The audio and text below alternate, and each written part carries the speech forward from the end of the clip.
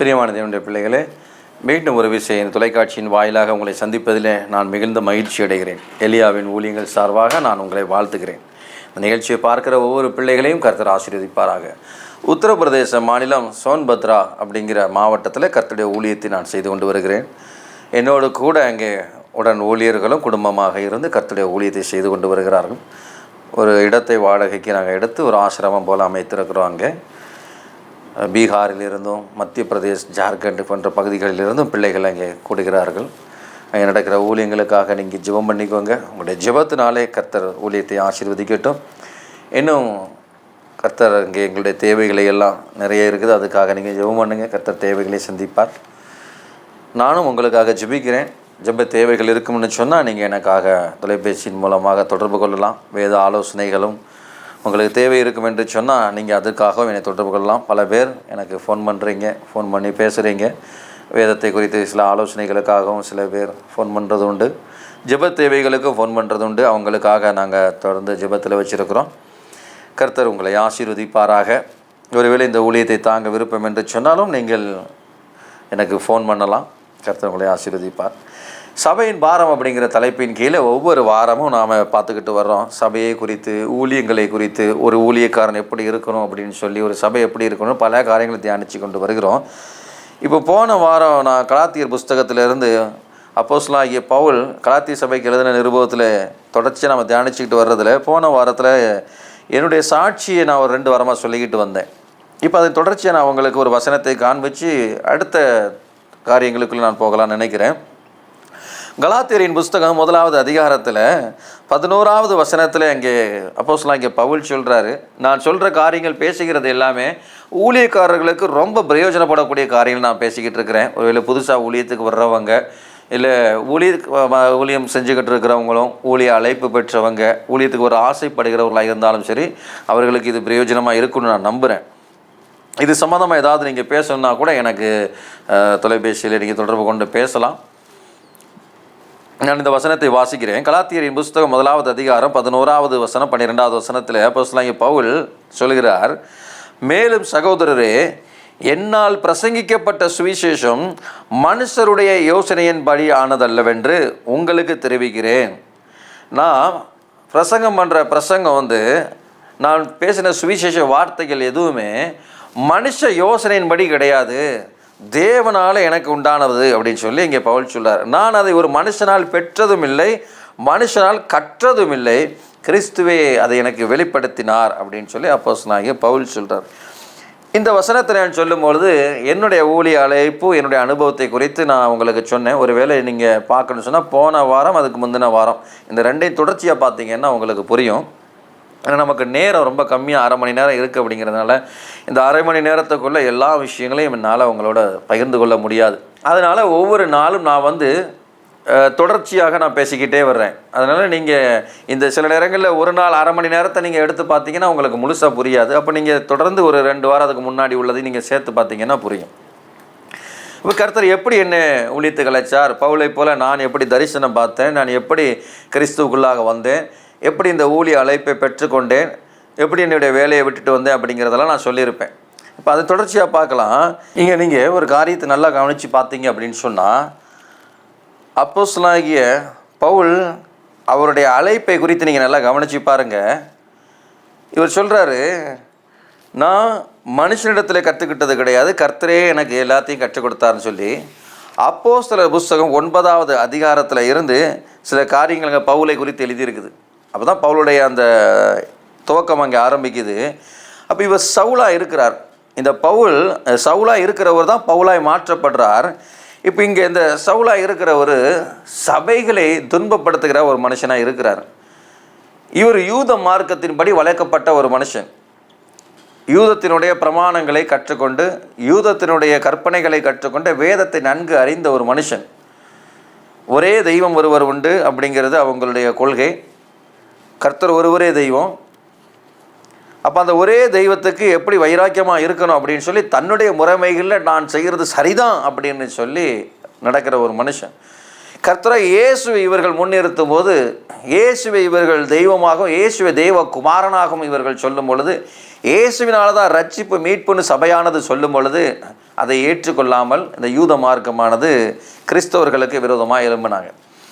அதில் இந்த சவுல் என்கிறவர், சவுலாகிய போல், இந்த சவுல் என்கிறவர் மிகுந்த வைராக்கியம், தன் மார்க்கத்தை குறித்து, தன்னுடைய மதத்தை குறித்து மிகுந்த வைராக்கியம் உள்ளவராக. இன்றைக்கி கூட பாருங்கள், பல பேர் அவங்கவங்க மதத்தை மார்க்கத்தை குறித்து ரொம்ப வைராக்கியமாக இருப்பாங்க.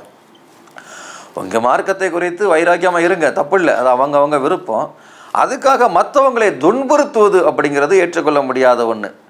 இங்கே இந்த சவுலும் கிறிஸ்தவர்களை எப்படியாவது அழிக்கணும், ஒடுக்கணும் அப்படிங்கிறதுக்காக இவர் எடுக்கிற முயற்சிகளை இங்கே அப்போஸ்தலர் புஸ்தகம் 9வது அதிகாரத்தில் எழுதியிருக்குது.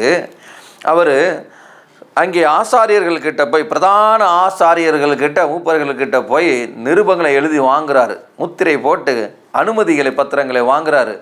வாங்கி தமஸ்கு அப்படிங்கிற இடத்துக்கு போய் அங்கே இருக்கிற சபைகளை எல்லாம் அழிக்கணும், அங்கே இருக்கிற ஊழியக்காரர்களை எல்லாம் கொல்லணும் அப்படிங்கிறதுக்காக அப்போஸ்தலர்களையும் சபையையும் அழிக்கிறதுக்காக நிருபங்களை எழுதி அனுமதி கடிதம் வாங்குறார். வாங்கிக்கிட்டு தன்னோட ஒரு சில வீரர்களையும் கூட்டிக்கிட்டு, படையையும் கூட்டிக்கிட்டு அவர் போகிறார்.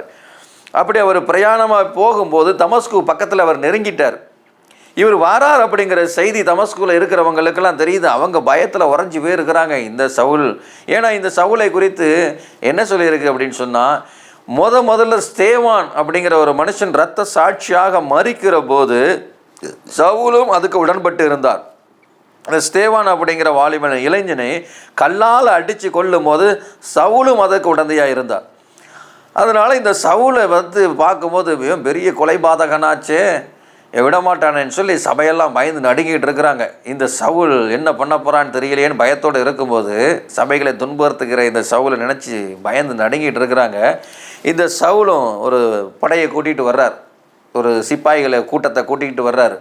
இப்படி வரும்போது அங்கே பார்த்தா தமஸ்கு கிட்ட நெருங்கின உடனே, பட்டணத்து பக்கத்தில் நெருங்கிட்டாங்க. நெருங்கினப்போ சவுலுக்கு ஒரு தரிசனம் அங்கே நடக்குது. தரிசனத்தை பார்க்குறார். மின்னலை போன்ற வெளிச்சம், 1000 சூரியனை போல பிரகாசமான வெளிச்சம் சவுல் மேலே படுது. அதை பார்த்த உடனே குதிரையில் இருக்கிறவர் அப்படியே தொப்புன்னு கீழே விழுகிறார். விழுந்த உடனே அவர் கண்களுடைய ஒளி பறிக்கப்பட்டது. ஏன்னா அவ்வளவு பிரகாசமான வெளிச்சம், லைட். அவர் 1000 சூரியனுடைய வெளிச்சம் முகத்தில் அடித்த உடனே அந்த ஒரு செகண்டில் அந்த கண் ஒளி பறிக்கப்பட்டது. அவருக்கு கண்களெல்லாம் இருளாக போச்சு. அவரை சுற்றி என்ன நடக்குன்னே தெரியல. அவர் பார்க்குறாரு, என்ன நடக்குதுன்னு அவரால் பார்க்க நினச்சா எதையுமே பார்க்க முடியல. அவர் கீழே விழுந்து கிடக்கிறார், எழும்ப முடியல.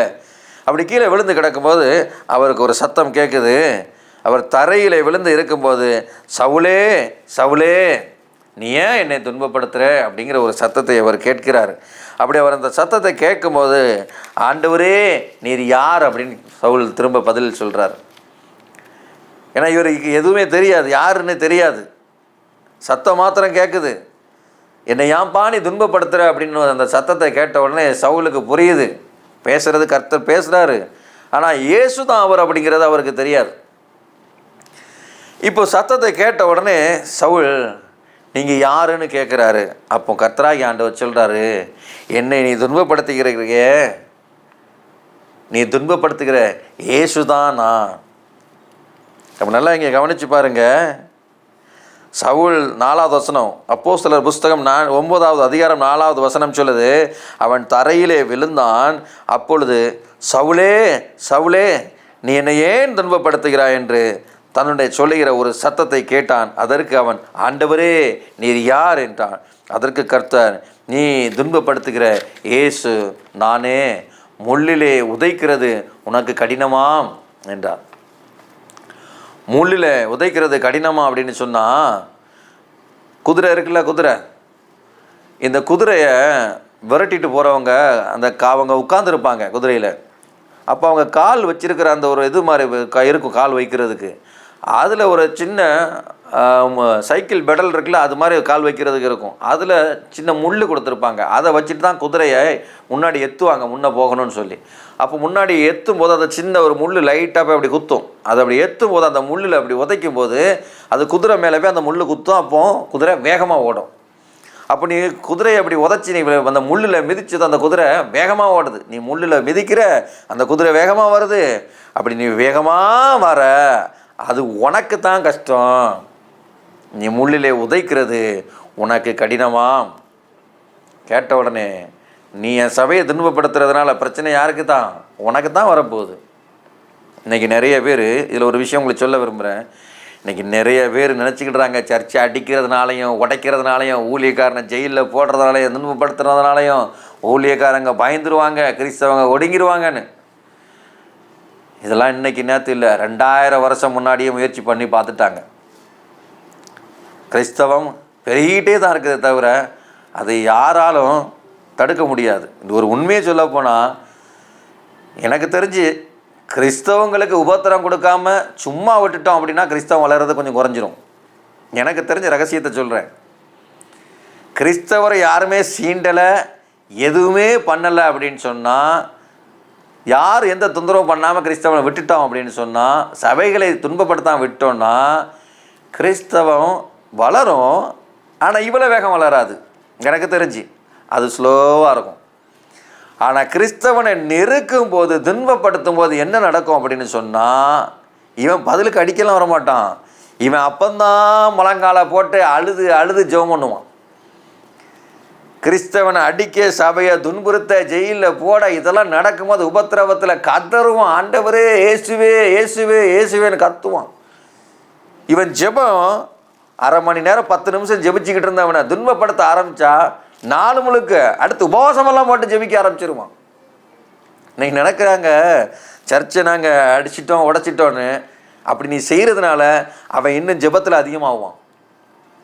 ஆண்டவரை நோக்கி இன்னும் கூப்பிடுவான், அதிகமாக கூப்பிடுவான். அப்போ கூப்பிட்டா என்ன நடக்கும்? ஜெபம் அதிகமான என்ன நடக்கும்? முன்னாடியை விட வேலை 10 மடங்கு 100 மடங்கு வேகம் எடுத்துரும். கர்த்தரின்னு அதிகமாக கிரியை செய்ய ஆரம்பிச்சிடுவார். அப்போ துன்பப்படுத்துறது என்னவாகும்? அங்கே ஒரு சபையை அடைச்சி நொறுக்குனா, அந்த சபையில் ஒரு 50 பேர் இருக்கிறாங்கன்னா, அந்த போதகனும் 50 பேர் ஏசப்பான்னு கதறி அழுது கூப்பிட ஆரம்பிச்சிருவான். அப்படி கூப்பிட ஆரம்பித்த உடனே கர்த்தர் இறங்குவார். வேதம் அப்படி தான் சொல்லுது. வேதத்தில் நிறைய உதாரணங்கள் இருக்குது. பழைய ஏற்பாட்டின் நாட்களையும் சரி, புதிய ஏற்பாட்டிலும் சரி, விசுவாசிகளும் சபையிலும் தேவ பிள்ளைகளும் இயேசுவே ஆண்டவரே இரட்சகரே எங்களை காப்பாற்றுங்கன்னு கதறின உடனே அவரை குறித்து வேதம் சொல்லுது, கர்த்தராகி ஆண்டவர் இரக்கமுள்ள தெய்வம், கூக்குரலின் சத்தத்தை கேட்கிற தெய்வம், ஜபத்தை கேட்கிற தெய்வம். இயேசுவுக்கு பல பெயர்கள் இருக்குது.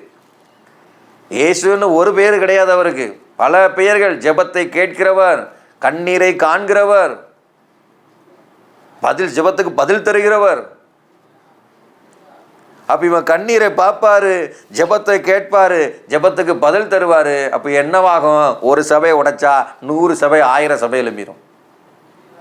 அதான் பவுலை பார்த்து சொல்றாரு. அதோட நிக்குமா? துன்பப்படுத்துறவன் நிலைமை என்ன ஆகும்? மனுஷனுக்கு வேதம் சொல்லுது, மனுஷனுக்கு விரோதமாக பாவம் செய்தால் அது மன்னிக்கப்படும். மனுஷனுக்கு விரோதமாய் ஒருத்தன் தவறு செஞ்சுட்டு ஆண்டவர்கிட்ட இரக்கம் கேட்டானா இரக்கம் கிடைக்கும். ஆனால் அவருக்கு விரோதமாகவே பாவம் செய்யும் போது, நீ அவரையே துன்பப்படுத்தும் போது யார் உனக்கு இறங்குவா? நீ யார்கிட்ட போய் மன்னிப்பு கேட்க போற? இரக்கம் செய்கிற கர்த்தரையே அவரையே துன்பப்படுத்தி நீ அவரையே வேதனைப்படுத்தினா, அவர் வீட்டையே நீ கெடுத்த அப்படின்னா உன் வீட்டை யார் காப்பாற்றுவா? இன்னைக்கு அப்படி நாசமான பல பேர் இருக்கிறாங்க. பெரிய பெரிய தலைவர்னு சொல்லிக்கிட்டு அலைஞ்சவங்கெல்லாம் இன்றைக்கி மூத்திர பைய கையில் பிடிச்சிக்கிட்டு போனதெல்லாம் இருக்குது. இன்றைக்கி அதெல்லாம் நிறைய பேருக்கு தெரியாது. சாகிற வரைக்கும் என்ன வியாதி, எப்படி செத்தாங்க, நரகத்தில், பூமியிலே நரகத்தை பார்த்தவங்க எத்தனை பல பேர் இருக்கிறாங்க. இன்றைக்கி நிறைய பேர் சரித்திரத்தை மறந்துட்டாங்க. கிறிஸ்தவர்களையும் வேதத்தை எரிச்சவங்களையும் கிறிஸ்துக்கு விரோதமாக நடந்தவர்களும் கடைசி வரைக்கும் எப்படிப்பட்ட கொடிய வியாதியில் தினம் தினம் மரணத்தோடு போராடி எப்படி செத்தாங்க அப்படின்னு சரித்திரம் சொல்லுது. அதனால் அங்கே இவர் சொல்கிறாரு, முள்ளிலே உதைக்கிறது உனக்கு கடினமா? கேட்டதும் சவுல் நடுங்கி, ஆண்டவரே நான் என்ன செய்ய நீங்கள் சித்தமாக இருக்கிறீங்க? நாங்கள் என்ன ஆண்டவரை செய்யணும் சொல்லுங்கப்பா, நான் கர்த்தர்கிட்ட கேட்குறாரு. அப்போ கர்த்தராகி ஆண்டவர் சொல்கிறாரு, நீ எந்திலேருந்து பட்டணத்துக்குள்ளே போ, நீ செய்ய வேண்டியது அங்கே உனக்கு சொல்லப்படும். அப்போ இவர் கேட்குறாரு ஆண்டவரை பார்த்து, நான் என்ன செய்யணும்னு நீங்கள் விரும்புகிறீங்க? எத்தனை பேர் கேட்குறீங்க, ஆண்டவரே நான் என்ன செய்யணும்னு? அவர் சத்தத்தை எத்தனை பேர் கேட்டிருக்கிறீங்க? அவர் பேசுகிற வரைக்கும் எத்தனை பேர் காத்திருந்துருக்கிறீங்க? இப்போ கர்த்தராகி ஆண்டவர் சொல்கிறாரு, நீ எழுந்து பட்டணத்துக்குள்ளே போ, என்ன செய்யணும் நான் அங்கே சொல்லுவேன். அப்போ அவர் கூட இவர் எழும்பி நிற்கிறாரு. கூட இருக்கிறவங்க கை கொடுத்து அவரை தூக்கி நிறுத்துகிறாங்க. பட்டணத்துக்கு கொண்டு போகிறாங்க. இவர் பட்டணத்துக்குள்ளே போகிறார். அங்கே போய் 3 நாள் இவருக்கு கண்ணு தெரியல, சாப்பிடலை, குடிக்கல, உபவாசத்தில் இருந்து ஜெபம் பண்ணுறார். இதை சவுல் ஆகிய பவுல் உபவாசத்தில் இருந்து ராத்திரி பகல் 3 நாள் ஆண்டவரே ஆண்டவரே, ஏன்னா இவர் ஏற்கனவே சொல்லியிருக்கிறாரு, நான் பக்தி வைராக்கியம் உள்ளவன். இவருக்கு உண்மை தெரியல, அவ்வளோதானே தவிர தெய்வ பக்தி ரொம்ப ஜாஸ்தி. அப்போ அதிக பக்தி இருந்த ஒருத்தருக்கு இவர் தான் அப்படின்னு அது தெரிஞ்ச உடனேயே அவருடைய பக்தி இன்னும் அதிகமாகுது. உபவாசத்தில் கிடக்கிறாரு அங்கே, ஆண்டவரே ஆண்டவரே பேசுங்கப்பா, வழிகாட்டுங்கப்பான்னு கிடக்கிறாரு. அப்படி அவர் உபவாசத்தில் இருக்கும்போது கர்த்தராகிய ஆண்டவர் அவருக்கு அங்கே தரிசனமாகிறார். அனனியாங்கிற ஒருத்தன் வருவான், அவன் வந்து உன் மேலே கையை வைப்பான். கையை வச்ச உடனே உனக்கு கண் பார்வை திரும்ப வரும். அவன் உனக்கு சொல்லுவான், அவன் உனக்கு ஞானஸ்தானம் கொடுப்பான்னு. அதே மாதிரி அனனியாவுக்கு அங்கே இருக்கிற அனனியாவுக்கு ஒரு தரிசனம் வருது. இதே நேரத்தில் கர்த்தராகிய ஆண்டவர் அனனியாவோட பேசுகிறாரு. சவுல்னு ஒருத்தன் வந்திருக்கான், நான் நேர் தெருவுங்கிற இதில் தெருவில் இருக்கான், நீ அவன் வீட்டுக்கு போ, அவன் தங்கியிருக்க இடத்துக்கு போ, யூதாங்கிற ஒருத்தன் வீட்டில் இருக்கான், நீ அங்கே போனேன்னா அந்த சவுல் உட்காந்துருக்கான், 3 நாளாக அவன் ஜெபம் பண்ணிக்கிட்டு இருக்கான். நான் ஏற்கனவே உன்னை பற்றி அவன்கிட்ட சொல்லிட்டேன், நான் பேசிட்டேன். நல்லா பாருங்க, எல்லாம் தரிசனம். முதல்ல ஒரு தரிசனம் பார்த்தார், கீழே விழுந்து கண் தெரியாமல் போச்சு. அடுத்து உபவாசம் இருக்கிறார் 3 நாள், அங்கேயும் தரிசனம் பார்க்குறார், அனனியான ஒருத்தன் வருவான்னு. நல்லா கவனித்து பாருங்கள் அனுபவங்களை. தரிசனம் பார்க்குறாரு. அப்போ அனனியாவை நீ வருவேங்கிறத நான் ஏற்கனவே சொல்லியிருக்கேன், பயப்படாத போன. அனனியா சொல்கிறார், ஆண்டவரே இவன் தானே எங்களை கொல்ல வந்தவன், இவன் தானே சபையை கெடுத்தவன், இங்கேயும் அழிக்கி தானே வந்திருக்கான், அதெல்லாம் சொல்கிறார். கர்த்தராகிய ஆண்டவர் சொல்கிறாரு, இல்லை நீ போ, பயப்படாத. இங்கே 14வது வசனம் 9வது அதிகாரம் 14வது வசனத்தை சொல்லுது. இங்கேயும் நாம அங்கே பார்த்தீங்க அப்படின்னு சொன்னால் அதுக்கு கீழே நீங்கள் வாசித்து பார்த்தீங்கன்னா கர்த்தராகிய ஆண்டவர் அனனியா கிட்ட சொல்கிறாரு, நான் இவனை புறஜாதியாருக்கு, ராஜாக்களுக்கு, எல்லாருக்கும் சாட்சியாக நிற்கும்படியாக நான் இந்த சவுலை நான் தெரிந்தெடுத்திருக்கேன், அதனால் நீ பயப்பட வேண்டாம், அவனுக்கு நீ போ அப்படின்னு சொல்கிறார். இப்போ இவரும் கர்த்தராகிய ஆண்டவர் சொன்ன உடனே நேராக சவுல்கிட்ட போகிறார். சவுல் மேலே போய் தன்னுடைய கைகளை வைக்கிறார். கைகளை வச்ச உடனே சவுல் கண்கள் மீன் செதில்கள் போல கீழே விழுந்த உடனே சவுலுக்கு கண் பார்வை வருது. சவுலுக்கு ஞானஸ்தானம் கொடுக்குறார். இப்போ சவுல் ஞானஸ்தானம் எடுத்துக்கிட்டார். ஞானஸ்தானம் எடுத்துக்கிட்ட உடனே கர்த்தராகிய ஆண்டவர் அங்கே சவுலுக்கு சொல்கிறாரு, நான் உன்னை சாட்சியாக ஏற்படுத்தியிருக்கிறேன். இங்கே 14, 15 ஆகிய வசனத்தில் நான் உங்களுக்கு வாசிக்கிறேன்.